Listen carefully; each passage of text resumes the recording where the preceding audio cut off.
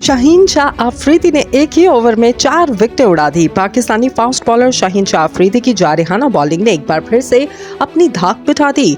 बरतानिया में खेले जाने वाली T20 ब्लास्ट में शाहीन शाह अफरीदी मैच के पहले ही ओवर में 4 विकेटें हासिल करके ये एजाज हासिल करने वाले पहले बॉलर बन गए। T20 ब्लास्ट में शाहीन शाह अफरीदी ने ये एजाज बर्मिंघम बैरियर्स के खिलाफ खेले गए मैच में अपने नाम किया।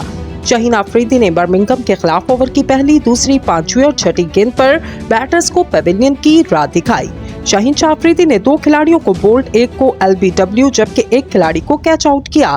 फास्ट बॉलर ने इनिंग की पहली गेंद पर बर्मिंघम बैरियर के कप्तान एलेक्स डेविस और को गोल्डन टिक पर आउट किया। इसके बाद क्रिस बेंजामिन को आउट करने में कामयाब रहे। शाहीन शाह अफरीदी हैट्रिक करने से तो महरूम रहे, लेकिन ओवर की आखिरी 2 गेंद पर उन्होंने मजीद 2 विकेटें हासिल की।